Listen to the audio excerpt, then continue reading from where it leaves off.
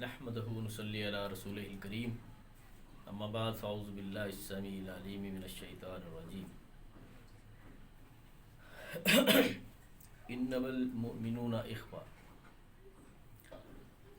ید اللہ علی الجماع. ایک تحریر میرے پاس کسی محترم نے بھیجی جس میں قیام خلافت اور اسلامی ریاست کے قیام اور اس کی جد و جہد کے بارے میں تاکید تھی، اور اس کا مفہوم یہ تھا کہ جو لوگ قیام خلافت یا اسلامی ریاست کے قیام کی جد و جہد کی بجائے دوسرے فلاحی کاموں میں مصروف ہیں، تو ان کی یہ جد و جہد کارآمد یا صحیح سمت میں نہیں ہے. اور انہوں نے اس میں مختلف سماجی خدمت کے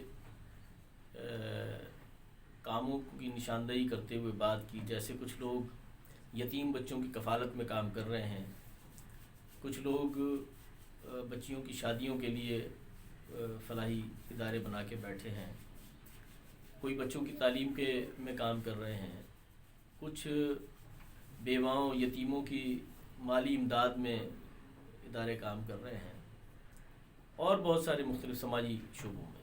تو اس تحریر میں یہ بات بڑی شدت سے سمجھائی گئی کہ یہ ساری کاوشیں اور کوششیں معطل ہیں.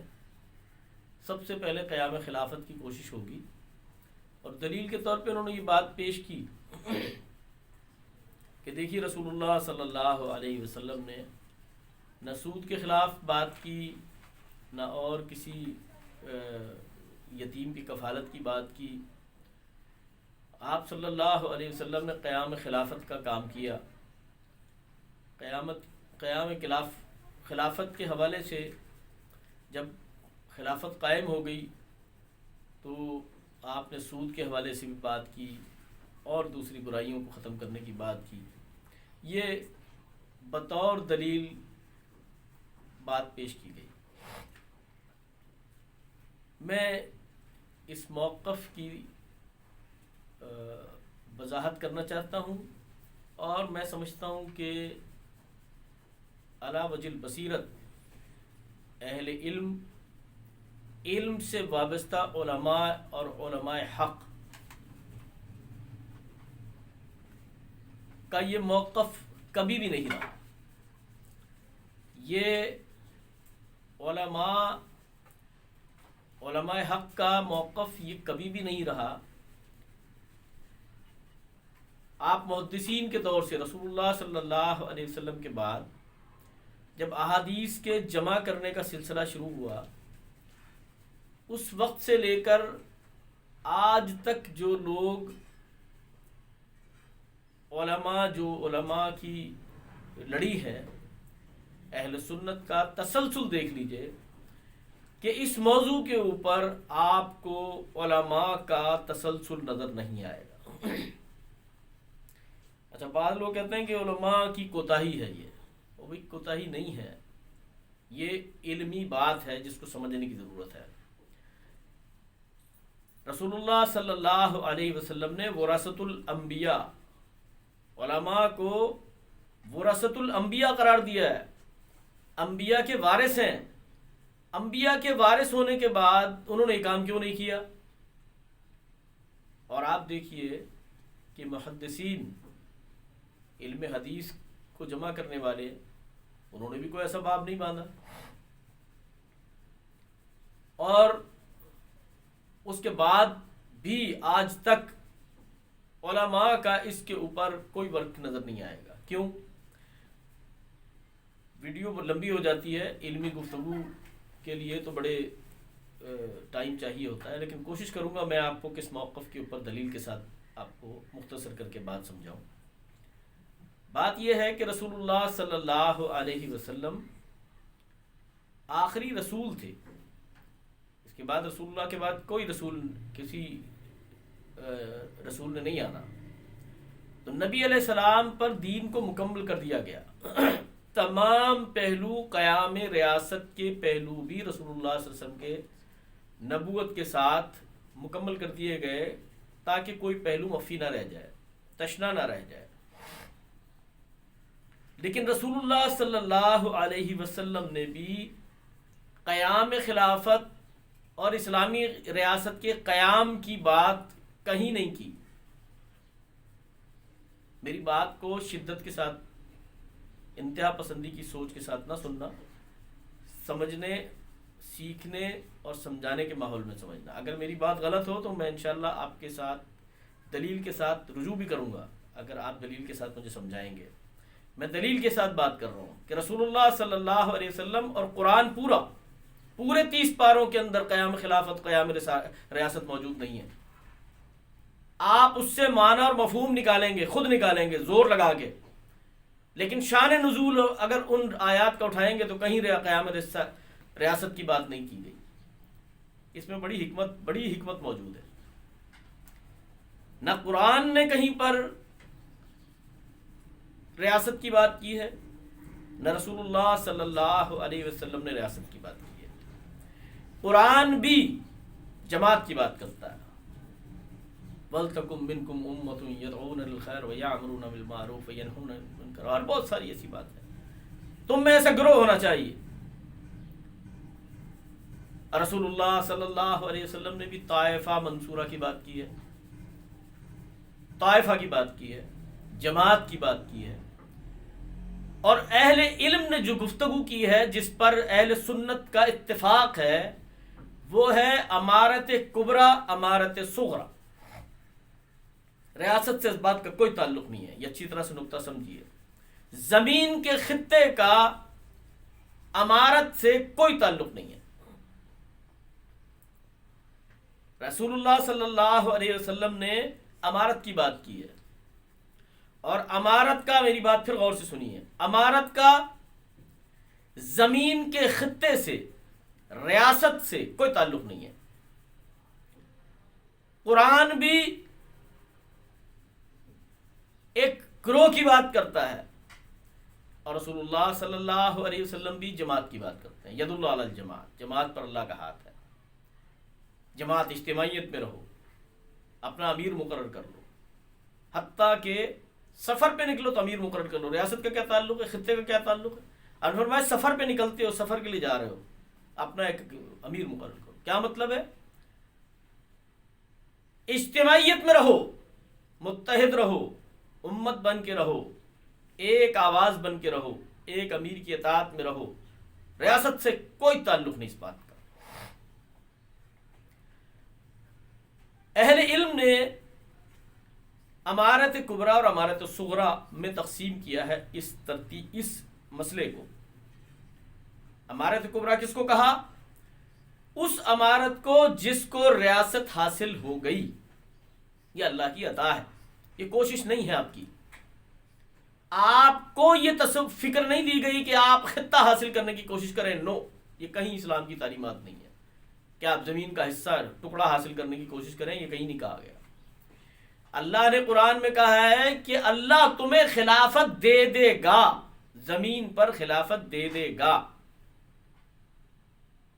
مقصود نہیں ہے کہ تم اسی مقصد کے لیے جدوجہد کرو، نہیں، تم کام کرو، اجتماعیت قائم کرو، امارت صغریٰ کا نظام کو چلاؤ، ان کاوشوں کو طائفہ کی شکل میں رہو، جماعت کی شکل میں رہو، اس کوشش کو، اس پریکٹس کو آگے چلاؤ۔ اس کا نتیجہ یہ ہے کہ امارت کبریٰ دے دے گا۔ امارت کبریٰ کیا ہے؟ خلافت۔ خلافت مشروط ہے ریاست سے، زمین سے، یعنی اللہ تمہیں اس کے نتیجے میں زمین عطا کر دے گا۔ اس کی حصول کا جدوجہد نہیں ہے، اجتماعیت کو پیدا کرنے کا جدوجہد، امت کا تصور پیدا کرنے کا جدوجہد کی تعلیم دی گئی ہے۔ نمبر 2، معطل کر دینے کی سوچ کہ جناب قیام خلافت، قیام ریاست، اسلامی ریاست کے قیام تک ساری کوششیں معطل،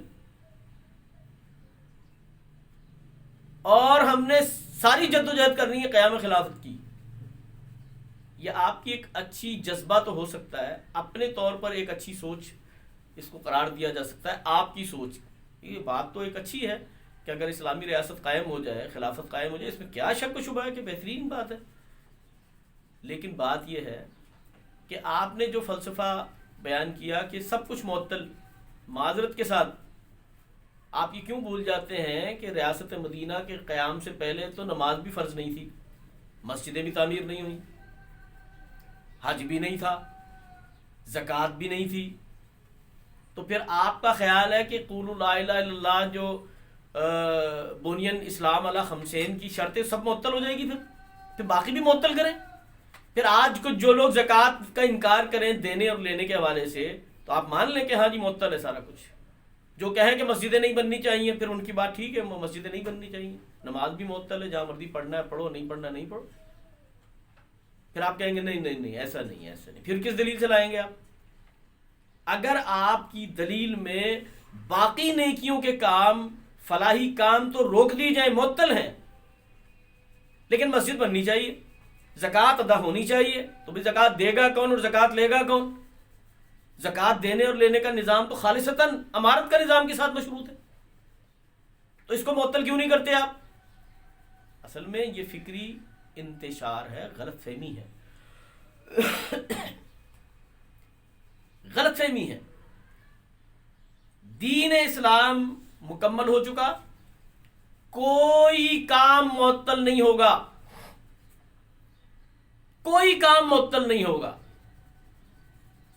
اور ہر نیکی کا اجر ملے گا، بشرطے کہ بنیان اسلام کو قائم رکھیں، اساس کو قائم رکھیں، اطاعت اور امارت کے نظام کا فکر قائم رکھیں، امارت کے نظام کو قائم کرنے کی کوشش کریں.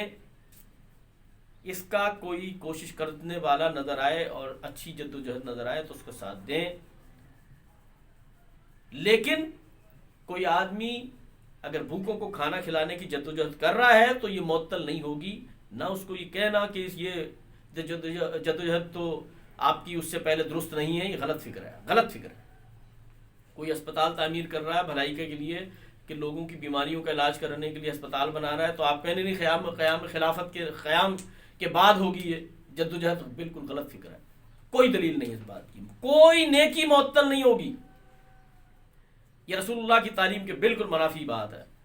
جس طرح نماز معطل نہیں ہوگی، زکوٰۃ معطل نہیں، حج معطل نہیں ہے، اسی طریقے سے کوئی نیکی معطل نہیں ہوگی.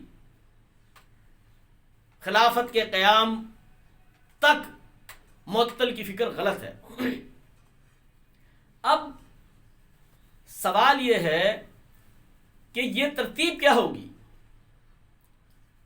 اس کی ترتیب کیا ہوگی؟ اس کی ترتیب یہ ہے کہ یہ سارے طائفہ ہیں، طائفہ. جب تک ریاست، اسلامی ریاست کا قیام خلافت کے ساتھ ہے، وہ نہیں ہو جاتا، یہ طائفہ ہیں.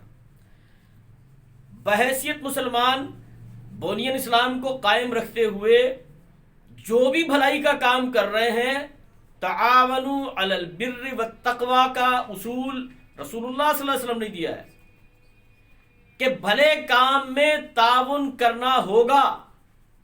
ولا تعاونوا علی الاثم والعدوان، اور جو کوئی نافرمانی کے کام میں ملوث ہے اس کاموں کے ساتھ تعاون نہیں ہوگا. یہ ہے قانون، کچھ معطل نہیں ہوگا. یہ ہے ضابطہ کہ جہاں بھی بھلائی کا کام کوئی کر رہا ہے، کوئی اسپتال بنا رہا ہے، اس کے ساتھ تعاون کرنا چاہیے، اس کی حوصلہ افزائی کرنی چاہیے، اپنی استطاعت میں اس بھلے کام میں حصہ ڈالنا چاہیے. کوئی مسجد بنا رہا ہے، اس بھلے کام میں شامل ہونا چاہیے. کوئی بھوکوں کو کھانا کھلا رہا ہے، اس کی حوصلہ افزائی، اس کے ساتھ تعاون ہونا چاہیے. تعاونوا علی البر والتقوی، ہر بھلے کام کے اندر تعاون کا جذبہ ہونا چاہیے اور ساتھ دینا چاہیے. اور نظام امارت کو بنیاد بنایا گیا ہے. اب کوئی قیام، کسی بھلے کام کے لیے لوگ جمع ہوتے ہیں، مثال دی سفر کے لیے نکلو تو امیر بنا لو. کیا تعلیم دی ہے کہ تم ہسپتال بنانا چاہتے ہو، کوئی بات نہیں بناؤ، جو لوگ تمہارے ساتھ مل کے ہسپتال کی جدوجہد میں کام کرنا چاہتے ہیں نظام عمارت کے تحت کام کرو، اجتماعیت قائم رکھو. تم کیا کرنا چاہتے ہو؟ تم یہ چاہتے ہو کہ معاشرے کے اندر جو بھوکے ہیں ان کو کھانا کھلانا چاہتے ہیں، اس میں کچھ لوگ تم سے متفق ہیں، جمع ہوتے ہیں، ان کو جمع کر لو اور عمارت کے نظام کو قائم رکھو، اجتماعیت قائم، اطاعت کا نظام قائم کرو. اور وہاں بھی عمارت موجود ہے، یہاں بھی عمارت موجود ہے، وہاں بھی عمارت موجود ہے، وہاں بھی عمارت موجود ہے، اس کام میں بھی عمارت موجود ہے، اس کام میں بھی عمارت موجود ہے. یہ سارے طائفہ ہیں، طائفہ. جب تک ایک عمارت کبریٰ کا نظام نہیں آ جاتا یہ ساری چھوٹی عمارتیں طائفہ ہیں. اور کوئی بھی ایک امیر اپنی عمارت کی بنیاد پہ دوسرے کی عمارت کو غلط کہنے کا اختیار اور حق نہیں رکھتا. یہاں تک کہ ریاست زمین کا ٹکڑا بھی اس کے پاس موجود ہو، خلافت کا دعویٰ نہیں کر سکتا، کیونکہ خلافت کی ترتیب کچھ اور ہے. کسی اور موقع پہ انشاءاللہ بتاؤں گا کہ خلافت ہے کیا. ماضی میں ایسا ہوا کسی کے پاس کسی زمین کا ٹکڑا آ گیا تو اس نے عمارت کا دعویٰ کر دیا کہ سارے لوگ اب میرے عمارت کو تسلیم کریں، خلیفہ خلافت کا اعلان کر دیا. غلط ہے فکر، کوئی قرآن و سنت سے اس بات کا تعلق نہیں ہے. آپ کے پاس ایک ٹکڑا آ گیا تو آپ کو خلیفہ مان لیا جائے، کون سی دلیل سے ہے یہ بات؟ عمارت کا نظام حل وقت کے ساتھ ہے، یہ تفصیلی بات میں بعد میں کروں گا. حل وقت جس کو امیر مانیں گے، جس کو اپنا امیر مقرر کر لیں گے، اس کے بعد ریاست ہے یا نہیں ہے سارے اس کو ماننا پڑے گا. اس کو یہ ایک ترتیب ہے، یہ ایک الگ ترتیب ہے، زمین کے ٹکڑے سے کوئی تعلق نہیں اس بات کا. بہرحال ابھی صرف میں اس نقطے کو واضح کرنا چاہتا ہوں کہ کوئی نیکی کا کام معطل نہیں ہوگا، یہ فکر غلط ہے. ریاست کے قیام کی جدوجہد نہیں ہے، عمارت کے قیام کی جدوجہد کی بات کی گئی ہے. نظام عمارت، لوگوں کو یہ شعور بیدار کرو کہ اجتماعیت میں رہنا سیکھو. کوئی بھلا کام کرو، کوئی بات نہیں، تم جو نیکی کا کام کرنا چاہتے ہو کرو، ہر کام میں تعاون ہوگا، لیکن شعور پیدا کرو اطاعت کا. ایک امیر کی اطاعت میں چلنا سیکھو. اور یہ سارے طائفے تعاون البر والتقوی کے تحت ایک دوسرے کے ساتھ سب تعاون کریں گے. کوئی ہسپتال بنانے کی جدوجہد میں کام کر رہا ہے، کوئی مسجد بنانے کی جدوجہد میں کام کر رہا ہے، کوئی بھوکوں کو کھانا کھلانے کی جدوجہد میں کام کر رہا ہے، کوئی کرپشن کو روکنے کی جدوجہد میں کام کر رہا ہے. تو آپ ایک امیر جس کے ساتھ ہیں وہ مسجد بنا رہا تھا تو آپ نے مسجد کی تعمیر کے معاملے میں اطاعت اس کے ساتھ کرنی ہے. لیکن اگر وہ کہے کہ جی میرے ساتھ رہتے ہوئے اینٹی کرپشن روکنے کے خلاف کام نہیں کر سکتے آپ، تو یہ اس کی علمی جہالت ہے. کیونکہ آپ صرف ہسپتال بنانے کی جدوجہد میں مصروف تھے، تو آپ کی عمارت کا دائرہ اسی دائرے کے اندر جو آپ ایک ہسپتال بنا رہے ہیں وہاں اطاعت کروائیں گے آپ بس. باقی دوسرے جو کام کر رہے ہیں وہ اس امیر کو مانے گا، اس کی اطاعت بھی کر سکتا ہے،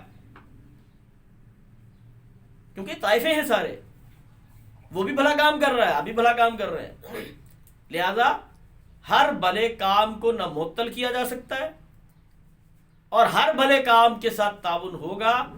نظام عمارت کو جاری کیا جائے گا، اس کو بیدار کیا جائے گا، امت کو کی بیداری اس بات میں ہوگی. اور نظام عمارت میں بھی یہ بات سمجھائی جائے گی کہ کوئی آدمی اپنے آپ کو عمارت کبریٰ کا دعویٰ کرنے والا نہ پیدا ہو جائے، یہ تکفیری سوچ پیدا نہ ہو جائے. یہ تکفیری سوچ ہے، یہ خارجی سوچ ہے کہ سارے میری اطاعت کر لیں. کیوں کر لیں بھائی آپ کی اطاعت؟ آپ کی اطاعت کی شرائط کیا ہیں؟ عمارت کبریٰ کی شرائط کیا ہیں؟ کیونکہ آپ کے پاس ایک ٹکڑا آ گیا، آپ کھڑے ہو گئے، چار آدمی آپ کے ساتھ مل گئے تو عمارت کبریٰ کا نظام قائم ہوگا؟ نہیں. یہ ایک الگ بحث ہے، انشاءاللہ پھر کسی موقع پہ بتاؤں گا میں.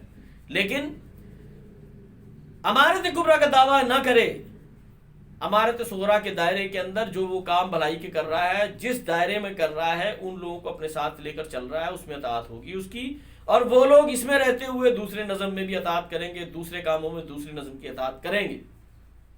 کیوں کہ رسول اللہ صلی اللہ علیہ وسلم کی تعلیم ہے، یہ اللہ کا حکم ہے، تعاونوا علی البر والتقوی، اچھے کاموں میں تعاون کرنے کا حکم دیا گیا. تو پھر یہ بات سمجھ لیجئے کہ جو تحریر میرے پاس آئی اس کی فکری غلطی یہ ہے کہ آپ نے ہر کوشش کرنے والے کو معطل کرنے کی تعلیم دے دی. آپ یہ بات سمجھ لیجئے، اللہ رب العزت امت کو اللہ کے فضل و کرم سے خلافت کی طرف لے کر جا رہا ہے. انشاءاللہ نشاط ثانیہ کا وقت قریب ہے. اور آپ جانتے ہیں کیسے؟ آپ کی اس سوچ کے تحت ممکن ہی نہیں تھا. یہ کیسے ممکن ہوا؟ یہ ایسے ممکن ہوا کہ ہندوستان جیسے ملک میں رہنے والے لوگ جو ریاست اور خلافت کی نظام امارت کی بات نہیں کر سکتے ہندوستان کے اندر رہتے ہوئے، بڑی مشکل سے اسلام کی بقا کی لے کر چل رہے ہیں، لیکن جو مسلمانوں کی اجتماعیت کو قائم رکھنے کے معاملات کیے جا سکتے ہیں اس میں انہوں نے قائم کیا، جس سے اجتماعیت قائم رہی، مسلمانوں کی اسلامی بیداری قائم رہی. اسی طریقے سے فلسطین میں لوگ ہیں، لڑائی کر رہے ہیں، ایک عرصے سے لڑ رہے ہیں.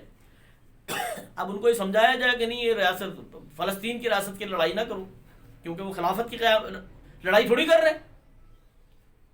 تو فلسطین کی آزادی کی بات کر رہے ہیں. کشمیر میں جو لڑ رہے ہیں ان کو کہہ دیا جائے تم نہ لڑو، نہیں، غلط بات ہے.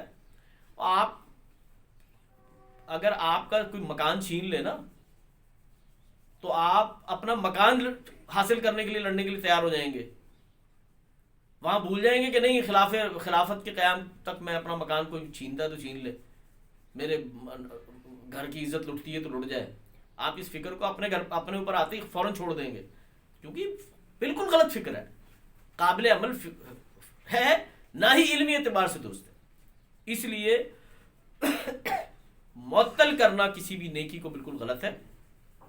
پوری دنیا میں جن لوگوں کو جہاد کا موقع ملا وہ جہاد کے ہتھیار کو اٹھا کر کھڑے ہو گئے، جن لوگوں کو پتھر اٹھا کر مقابلہ کرنا پڑا پتھر اٹھا کے کھڑے ہوئے، جن کو پتھر اٹھانے کا موقع نہیں ملا ہندوستان جیسے علاقوں کے اندر، وہ تبلیغ کے نام سے، مسجدوں کی تعمیر کے نام سے، مدرسوں کے نام سے، فلاحی نام سے مسلمانوں کو جمع کر رہے ہیں اور کام کر رہے ہیں.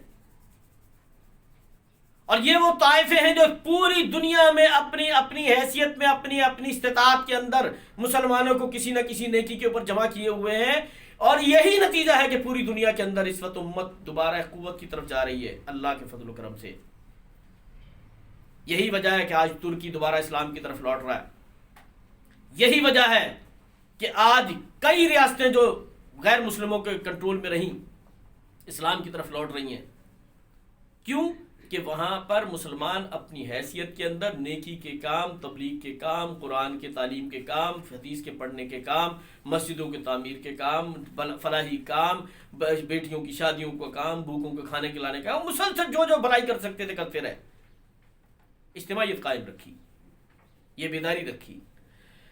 اور ہر طائفہ، ہر گروہ کے ذہن میں یہ بات ہے کہ امت کو ایک امام چاہیے، ایک امیر ہونا چاہیے اور سب کو ایک آواز ہونا چاہیے. سوچ مسلسل جاری ہے، اس پہ کوشش اور کاوش جاری ہے. بھلائی کا کام کوئی بھی کسی شکل میں کر رہا ہے، لیکن اس کے ذہن میں یہ بات ہے کہ نظام امارت اگر قائم ہوتا ہے تو انشاءاللہ میں اس کی اطاعت کروں گا اور کرنی چاہیے. تو نظام امارت کی جدوجہد کے لیے ریاست سے کوئی تعلق نہیں. نمبر 2، نظام امارت میں کبرا کا نعرہ لگانا غلط ہے. صغرا کی حیثیت میں چھوٹے چھوٹے طائفہ آپ قائم کریں اپنی استطاعت کے اندر، اس میں مکمل نظام رائج کرنے کی کوشش کریں. یہ بھی کوئی نہیں روکتا آپ کو. مثال کے طور پہ میں ایک چھوٹی سی مثال دے کے بات کو ختم کرتا ہوں. بھئی آپ کو ایک مسجد بنانے کی آپ قائل ہیں کہ نہیں مسجد بننی چاہیے؟ اس مسجد کے اندر جتنے نمازی ہیں ان کے بھوکوں کو کھانا بھی کھلائیں، ان کے بچوں کی شادیوں کی فکر بھی کریں، ان کے علاج معالجے کی بھی فکر کریں، ان کو پورا ریاستی نظام فراہم کرنے کو روکتا ہے آپ کو؟ لیکن وہاں خلافت کا دعویٰ نہ کر بیٹھنا. یہ نظام امارت صغرا ہوگا. آپ ایک مسجد کی ریاست کے اندر، مسجد کے دائرے میں آنے والے جو نمازی ہیں ان کے لیے سارا کا سارا نظام رائج کر دیں، کوئی روکتا آپ کو؟ آپ کرتے ہی نہیں، سوچ ہی نہیں ہے آپ کی. مسجد میں لوگ بھوکے مر رہے ہیں، لوگ فاقہ کشی کا شکار ہیں، لوگوں کی عزتیں پامال ہو رہی ہیں، لوگوں کی جان اور مال خطرے میں پڑی ہوئی ہے، لوگ بیماریوں کے ساتھ قسمہ پرسی کے عالم میں پریشان ہیں، علاج معالجے سے پریشان ہیں. آپ وہاں پہ زکاتیں بھی لگا رہے ہیں، مسجدوں کے اوپر کروڑوں روپے لگا رہے ہیں، آپ کروڑوں روپے فکری انتشار ہے. مسجدوں پہ کروڑوں روپے لگا رہے ہیں آپ. تو نظام عمارت مسجد میں قائم کر دیں اور تمام شعبوں کا احاطہ کر کے اس میں کام شروع کر دیں. جو مسجد میں نمازی آ رہے ہیں ان کے اندر بیداری پیدا کریں, لیکن خلافت کا دعویٰ پھر بھی نہ کریں.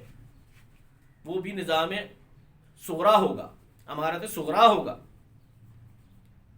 اور جو جہاں جہاں جو نیکیاں کر رہے ہیں ان کو جاری رکھنا چاہیے. یہ درست طریقہ کار ہے, درست سوچ ہے, اور یہ سوچ میری نہیں ہے.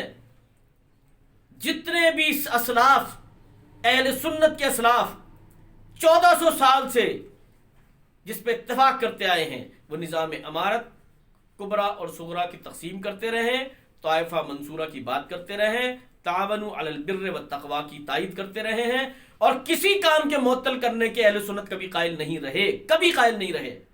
اور جو یہ معطل کرنے کی بات کرتے ہیں یہ کتاب و سنت کے علم کے منافی ہے, بالکل غلط فکر ہے. کوئی نیکی, کوئی فرائض معطل نہیں ہوں گے. البتہ بنیان اسلام کو قائم کرتے ہوئے جو جزوی طور پہ جس نیکی کو بھی حاصل کر سکتا ہے انشاءاللہ باعث اجر ہے. رسول اللہ صلی اللہ علیہ وسلم نے کمزور ترین نیکی, چھوٹی ترین ایمان کی کیفیت بیان کی, رستے سے پتھر کو, رکاوٹ کو, کانٹے کو ہٹا دینا. اللہ کے رسول صلی اللہ علیہ وسلم جو تعلیم دے رہے ہیں غور تو کریں. آپ عجیب کر رہے ہیں, معطل کر رہے ہیں سارے لوگوں کو, ساری نیکیاں معطل کر رہے ہیں کہ یہ کام سارے چھوڑ دو اور یہ شروع کر دو. نہیں, سارے کام جاری رہیں گے. اس کے ساتھ ساتھ اجتماعیت کا شعور, اطاعت امیر کا شعور, اور عمارت صغرا کے نظام کو لوگوں کو متعارف کرانا, یہ بنیادی فکر ہے. اس کے اوپر بات ہونی چاہیے. یہ بات درست ہے. اس وجہ سے انشاءاللہ ہم بھی جو کام کر رہے ہیں اللہ کے فضل و کرم سے ہم یہ سمجھتے ہوئے کر رہے ہیں کہ عین اسلام کے مطابق ہے, اور ہم یہ اس بات کے قائل ہیں کہ ہر جو اچھا کام نیکی کا کر رہا ہے, بھلائی کا کر رہا ہے, قرآن و سنت کے دائرے میں کر رہا ہے, ہم اس کے ساتھ ہیں, اس کے ساتھ تعاون کے قائل ہیں, اور وہ بھی ہمارے ساتھ تعاون کے قائل ہیں. اور آپ کو بھی معطل نہیں کرنا چاہیے, ہر نیکی کے کام میں اپنا حصہ ڈالنا چاہیے, اور ہر نیکی کام کی حوصلہ افزائی کرنی چاہیے. سبحانک اللہم و بحمدک اشہد ان لا الہ الا انت استغفرک.